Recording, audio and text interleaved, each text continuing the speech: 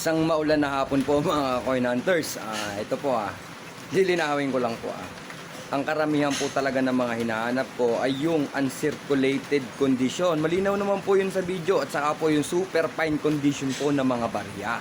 Ibig ko pong sabihin doon yung makikinis, yung hindi po umikot sa merkato, yung mga walang gasgas.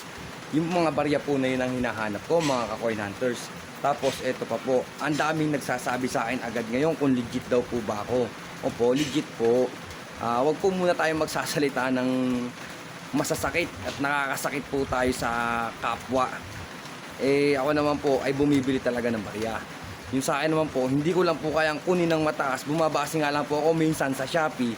May mga barya po talaga doon na o papel na pera na ganun lang ang halaga. Uncirculated condition pa po. Tugman-tugma sa hinahanap ko. Sabi ng iba, doon ako kumuha. Paano nga po? Kung mas gusto ko naman na mas maghanap pa para mas makakuha po ako ng mas mababang halaga ng barya na hinahanap ko. Hindi po ba? Ito pa, hindi pa ako sumisikat. Marami na po tayong bashers. Marami nagsasabi na joke-joke lang daw yan. Hindi daw po ako bumibili. Sabi ko po naman, bakit po ba? Nagbenta na po ba kayo sa akin ng barya na tumutugma o umaayon sa hinahanap ko na hindi ko kinuha sa inyo? O di ba hindi po? Subukan po muna nila. Yun lang po. Maulan na hapon po mga ka-coin hunters.